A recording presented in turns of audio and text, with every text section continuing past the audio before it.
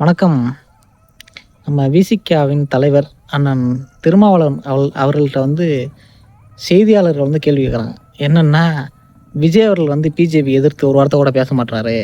இதுக்கு உங்களோட பதில் என்ன? அப்படின்னு நம்ம செய்தியாளர்கள் கேட்குறாங்க. அதுக்கு நம்ம அண்ணன் திருமாவளவன் அவர்கள் பதில் சொல்றாங்க. விஜய் எதுக்குங்க பேசணும்? அதுதான் நாங்க பேசுறோமே. கூட்டணி கட்சியில இருக்க விசிகா பேசுது, காங்கிரஸ் பேசுது, சிபிஎம் பேசுது, சிபிஐஎம் பேசுது. இந்த மாதிரி கூட்டணி கட்சிகள்லாம் பேசுகிறாங்களே, எதுக்கு விஜய் பேசணும் அப்படின்னு சொல்லி வித்தியாசமான ஒரு பதிலை அண்ணன் பேசுகிறாப்புல. அண்ணன் சொல்கிறாப்புல, அண்ணன் திருமாவளவன் அவர்களே, உங்கள்கிட்ட சத்தியமாக இந்த பதிலை எதிர்பார்க்கலண்ணே. சின்ன கேள்வி தானே.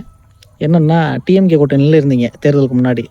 அப்போ நீங்கள் விஜய் அவர்கள் விமர்சனம் பண்ணி பேசுனீங்க. என்னென்னு, விஜய் அவர்கள் ஆர்எஸ்எஸின் கைப்புள்ள அப்படின்னு சொல்லி விமர்சனம் பண்ணி பேசியிருக்கீங்க.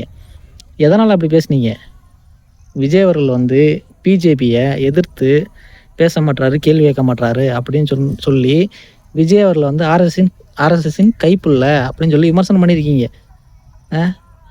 நீங்களே இப்படி விமர்சனம் பண்ணிவிட்டு இப்போ அவர் பேசவே தேவையில்லை, அதை நாங்கள் பேசுகிறோமே அப்படின்னா, இது எந்த மாதிரி ஒரு பதில்ண்ணே?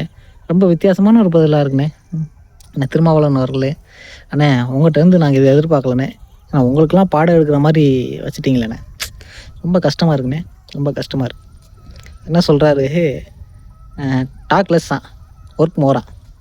அதாவது விஜய் அவர்கள் பேச மாட்டுறாரு, செயல்பாட்டில் அவர் இதை காட்டுறாரு. ஆனால் விஜய் அவர்கள் பேசவே மாட்டுறாருண்ணே, அதான பிரச்சனையே. நன்றி.